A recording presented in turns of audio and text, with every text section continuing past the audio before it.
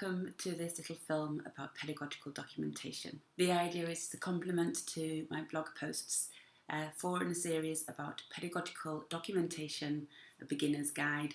And the idea is it's not for you to do a step-by-step, this is how it must be done. This is a way of exploring the possibility of using documentation as a learning tool to find out more about how the children learn and so that you can become a better teacher. When you look at the book, here I have the 100 Languages of Children, and this book doesn't actually mention the word pedagogical documentation as an actual phrase, but it does talk about documentation a lot, and its purposes to understand children and to understand your role as a teacher. Katz in the book wrote that there were 4 roles for documentation, or what I'm calling pedagogical documentation in this film and in the blog post. That 1, it makes the children's learning visible to the children. 2, the parents get to see the processes and not just the products of their time at the preschool. 3, the teacher learns more about how the children learn, and which means they can adapt how they teach to how the children learn. And it also, number 4, provides information about the children's learning and progress, the kind of information that you have to share to the authorities.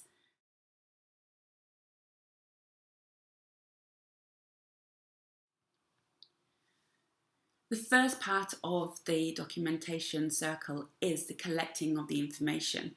You need to be writing down the children's ideas, your observations of them, taking photographs, taking films, taking audio, and collecting all these different ways. And you have to find a way that suits you. Not all of these ways are going to suit you. And not all of the ways are you going to have time for to analyse in the later stages of the circle. So you have to try and find a system that's going to work for you. And to try and do it systematically. If you're just going to do observations and document it here, there and everywhere without any kind of systematic method of doing it, then it's going to be harder for you to analyse it. It can be a good idea to settle down and work out, this is how I'm going to be making my observations of the children. I want to be writing down a meeting every single week. This is what we did when we were doing philosophy sessions. We wrote down the children's words verbatim and our own words, because it's not just about the children, we're learning about our interactions with the children too. Is what I am saying affecting the children? Could I have said it in a better way? But this is moving into the second stage already, I'm analysing it. But what we want to do, by having it every single week, at every single philosophy session, I'm collecting information over time. I can see the children's developments. I'm allowing it to have a kind of research element to the observations that I'm doing. It is not just about, here are a few nice quotes to give to the parents. This is allowing me to see the language development, the idea development, how the children are interacting with each other. So it's much more complicated than just finding right little bits of quotes and that beautiful picture to put up on the wall. I'm collecting information for analysis.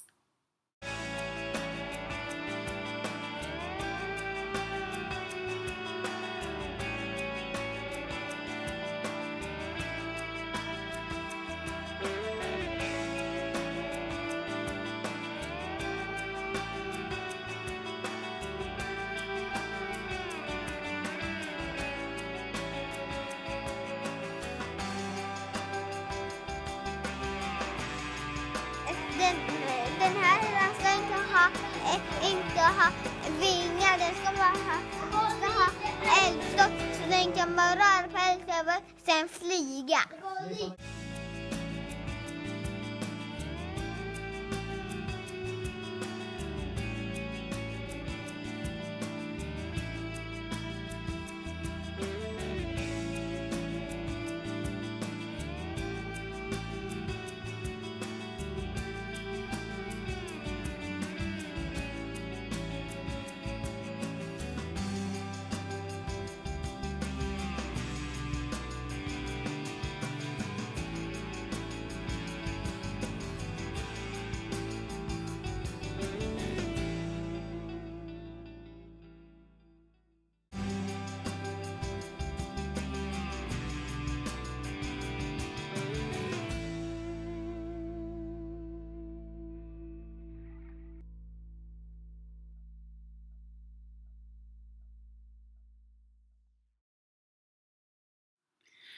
Now we've got to the stage of the pedagogical circle where you're going to analyse all this information that you've been collecting.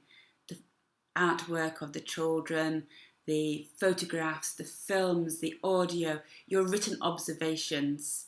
Also, if you're doing a weekly dialogue with colleagues about how the week has gone and has it been a successful week or not, and why or not it's been a successful week, this can also be used in the analysis to see if there are any regular patterns coming up. And you analysing these, and it can be a good idea to have some set questions to help you in the beginning. Questions about how are you as a teacher affecting the children? What is it the children are really interested in? So digging and deeper into the project that you're doing to find out, is it this topic that they're interested in? Maybe it's space, maybe it's cats, maybe it's insects, or maybe really the real thing that they're wanting to explore is fear, or maybe love, maybe relationships. And that's what the underlying message is in the children's play and the children's learning. And that's what you're really looking for, to see how can I support what the children are really trying to deal with in their lives, rather than just, this is an interesting topic, let's give them as much information about planets or cats or insects.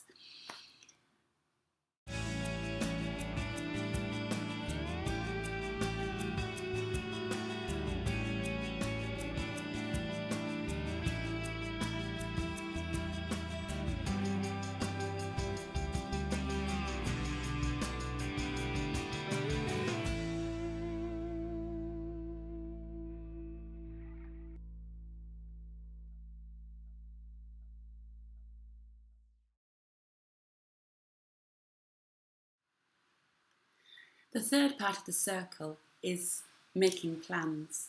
So you've taken the analysis, you've understood what it is that the children are learning, what they're thinking, and how their interactions are working, and you're understanding how you are impacting the whole group and the learning and the play. Then you can start making plans as to what do we do next. It could be that you need to restart the whole thing. The children were not interested in those first activities and ideas that you threw at them.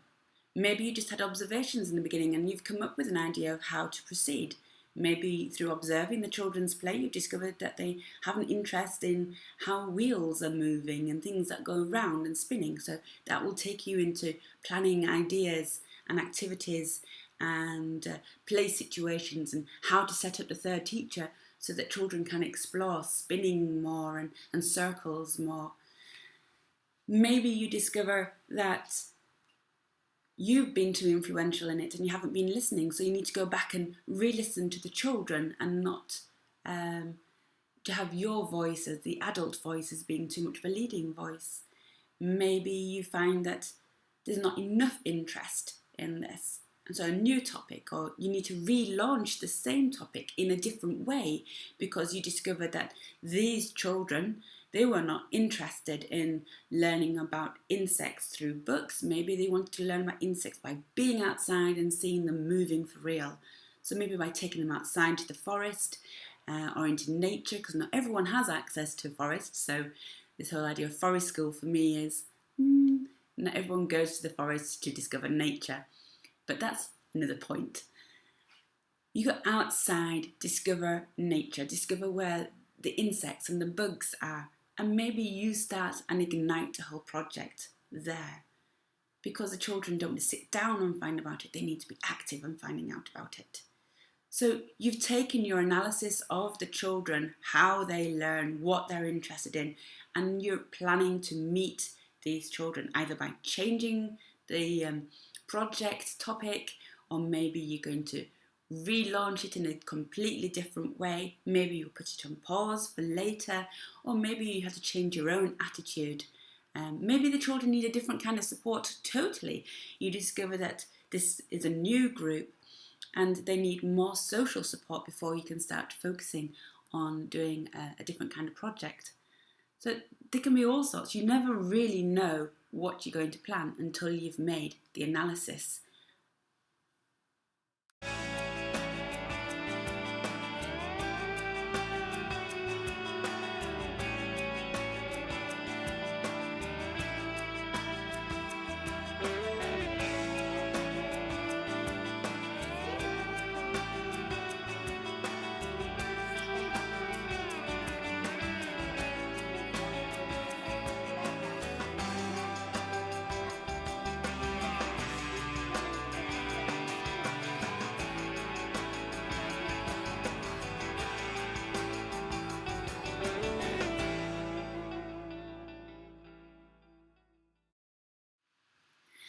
fourth part of the circle is putting it all into action.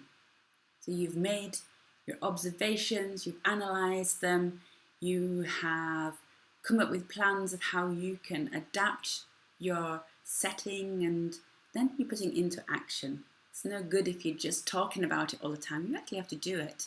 So you put it back into action. Either you start a project, you continue the project, you make changes to the third teacher, to the environment, to the room, you do excursions, you make this happen. But don't forget the children in all of this process. The children can also collect the documentation. They can also help you analyse this documentation. They can also help you plan with the future. Get them involved too. The last part of all of this documentation process, it goes into the whole publication side, what it is that you're putting up on the walls. This can also be getting the children involved, because I've often chosen images to put up on the walls to get the parents involved in this process too. I mean, the parents also have an important voice, and how are you going to bring their voice into this circle, this pedagogical circle of documentation? You want them to contribute. The child is not just what you see at the setting, it is also the whole child with the home, the society, the preschool. So you've got to get to know the whole child. So therefore the voice of the parent is an important part of collecting data.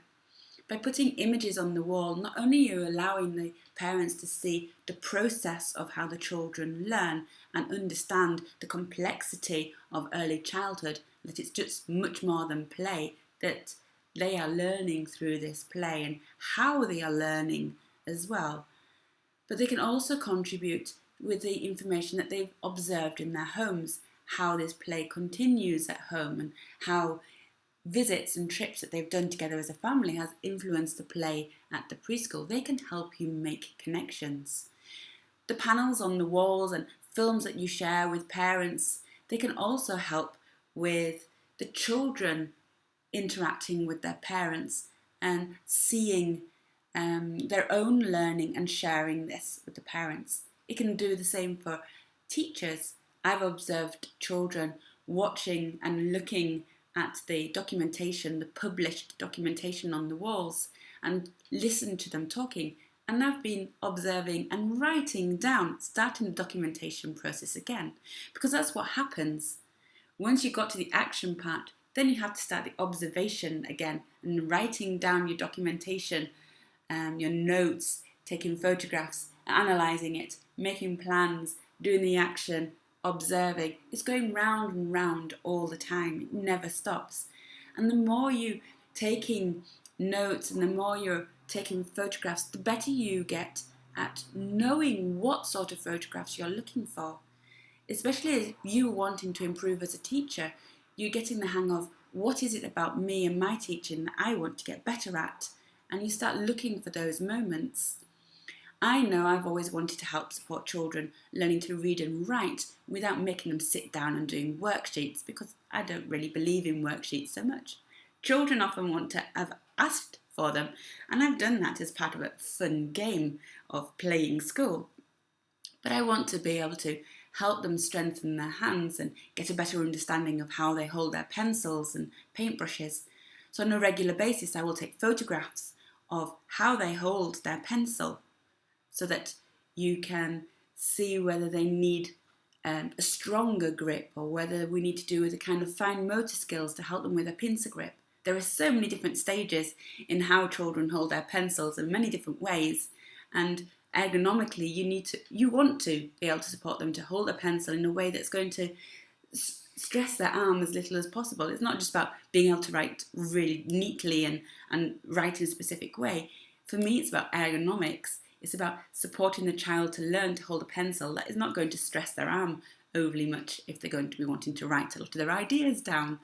So it's, as you see in the photographs that I've shared earlier in the film of how they held the pencils and the paintbrushes, you could see that there was a great variety in this. And if I needed to strengthen their hands, then maybe I will think about which playgrounds or play spaces or forest do I go, because in my observations of how the children play, I would have noticed which play spaces that they will climb more than other play spaces. So then I will visit those ones. If I've noticed that it was social interaction we need to work on at the moment, I will know that certain areas of the setting and certain play spaces will be better for that kind of play. So all of these different observations that I've made will connect together to support me to be a better teacher for the children, because I will know what to offer them to support them in these different phases in their life.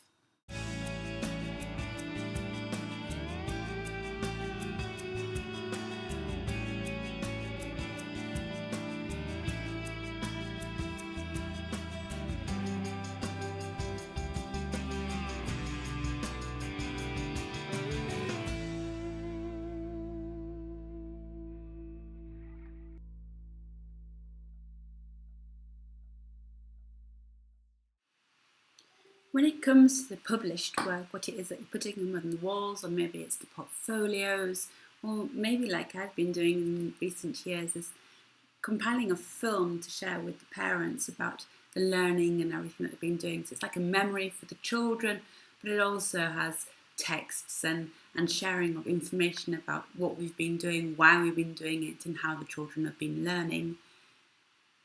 It can be good to have a colleague or a critical friend that can help us understand what it is that we're putting up on the wall. Is it actually conveying the message that we want it to convey? Are we focusing in the right way? Because the choices that we make or what we put on the wall is our choice. It is our subjective view, our interpretation of the children's learning. And we shouldn't shy away from that. We should be aware that we are not objective. But this is not a problem. It's our experience and our knowledge and understanding of the children is essential to being able to interpret it. And by doing this together with others and listening to their interpretations, it has that kind of objectivity that we're looking for, that it's not just one person's perspective, it's many people's perspective. And if you're including the parents and the children in this learning and how they're understanding, then we're getting a more full-rounded view of the child and of the group and of the learning that is happening and of your teaching as well. But it can be a good idea to talk with a colleague, talk with a friend about the message that's put up on the wall, the choices that you are making to convey certain parts of what learning has been going on, because there is not enough wall space, there is not a file big enough to share every bit of learning that's been happening during a year or whatever you're going to do. Because I had 4 years with the same group, and my understanding of these children were so deep compared to when I had them just for a year. I could predict and understand them on a whole different level. It was much easier for me to find out and discover projects that I know they would enjoy, because I had 3 years of experience with these children beforehand, and I'd tested a whole lot of ideas with them, and I had seen how they changed and how they progressed. And because I documented their language development through writing down all their words during philosophical discussions, I understood how they were going to react verbally, which words and which cues and which reactions was one of uncertainty rather than certainty, and so that I could support them with this. So there's benefits of talking with colleagues. My colleagues have been an enormous support to me, and I am so grateful for them over the years, because they enable me to become a better colleague, or a better teacher as well as a better colleague, a better person of interacting with parents, with the children, with my colleagues. And I consider many colleagues online as well, people I haven't met already. They also ask those awkward questions that make me think, make me do one of those pedagogical somersaults where I had to turn around in my head and thinking, wow, what was that I just experienced? But you can only do this if you are open enough to talk with others.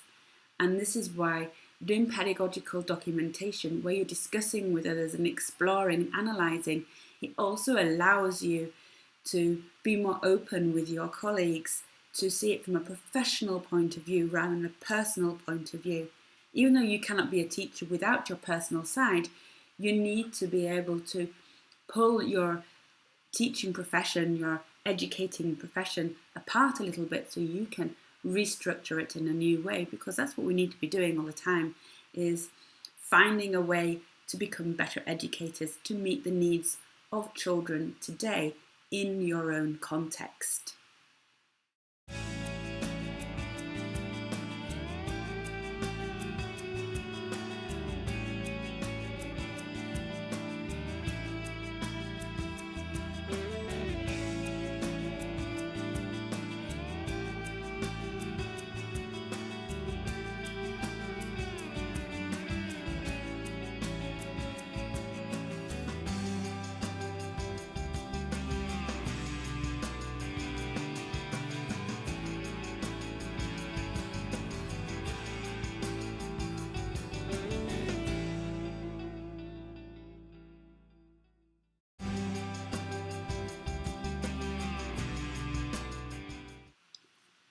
Well, I hope you found something that has either excited you or inspired you, something new, or maybe something you already knew but got from a new perspective during this film. Please go check out the blog posts about the Beginner's Guide to Pedagogical Documentation, because they too might offer some more insights or another perspective of what you already know.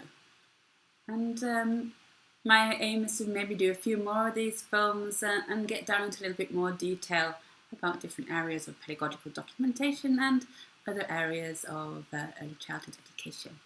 Thank you for taking the time to watch. Goodbye.